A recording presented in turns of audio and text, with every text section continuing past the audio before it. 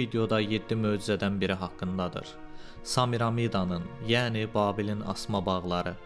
Qədimdə dünyanın 7 möcüzəsindən biri sayılırdı. Samiramidanın asma bağları qədim şərqin ən böyük və zəngin şəhəri olan Babildə idi. Əfsanəyə görə bu bağlar Assuriya məlikəsi Samiramidanın əmri ilə salınmışdır. Əslində isə bu bağların salınmasını eradan əvvəl 7-ci əsrdə padşah Novxotnozor əmr etmişdi. Qaynaqlarda göstərilir ki, bu hökmdar çox müstəbid olub. Məlumdur ki, müstəbidlər hamıya qarşı olmasa da ayrı-ayrı adamlara qarşı nəcib hərəkətlər ediblər. O Midiya şahının qızı Samiramida ilə evlənir, onu Babilə gətirir, həddən artıq sevir. Lakin Samiramida toz torpaqlı Babildə təmiz havaya, yarpaq xışıltısına həsrət qalır. Bunu hökmdar da hiss edir. Ancaq o öz paytaxtını Midiyanın yaşıl təpələrinə köçürmür. Heç kimin görə bilmədiyi işi görür. Midiyanın zümrüd meşələrinin ətrini qədim vadinin mərkəzinə gətirir. Məlikənin, Samiramidanın şərəfinə salınan bu bağların gerçəkləşməsi üçün şahlığın bütün qüvvələri hərəkətə gətirilir. Dövrün təcrübəli inşaatçıları, mühəndisləri bu işə cəlb olunur. Salınan bağlar Samiramida bağları adı ilə məşhurlaşır və tarixin yaddaşında daşlaşır. Babilistan inşaatçıların saldığı bu bağlar 4 yarusdan ibarət olub.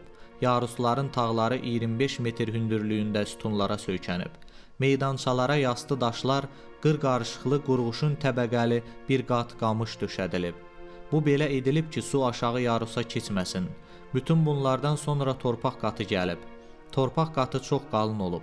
O qədər qalın olub ki, orada iri ağaclar bitə bilib. Yaruslar pillə-pillə qalxır. Əlvan daşlardan hörülmüş əydəmli pilləkənlər bir-biri ilə birləşir. Nəhayət tikinti başa çatır. Kərpic kürələrinin tüstüsü kəsməmiş, saysız hesabsız araba karvanları hərəkətə gətirilir. Fərat çayının axarından mümbit torpaq daşımağa başlayır. Şimaldan nadir bitki və kol toxumu ağac tinkləri gətirilir. Beləliklə hökmdar Novxotnozor öz məhəbbətini sübuta yetirir. Babilin 100 metr hündürlüyündə olan divarları üzərində yaşıl ağaclar qalxır. Məlikə yuxarı yaruslarda kölgədə oturub, su şırıltısına qulaq asıb, dörd tərəfə nəzər yetirib, məmləkətin ucsuz bucaqsız səhralarını seyr edib. İran Əhəməni qəsbkarları bu şəhəri ələ keçirərək öz əyalətlərindən birinin mərkəzi edirlər. İllər, əsrlər bir-birini əvəz etdikcə asma bağlar zamanın faciəli hadisələrinə davam gətirə bilmir.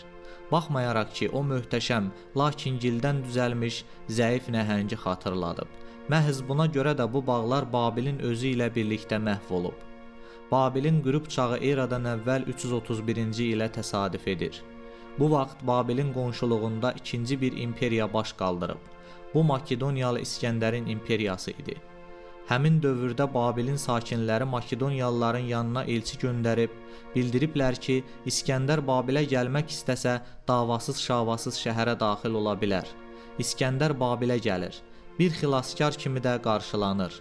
Bu şəhər dövlət özünün tənəzzül dövrünü yaşasa da, əzəməti və sərvəti ilə İskəndəri heyrətləndirir. O, bu səbəbdən də Babildə ləngiməli olub.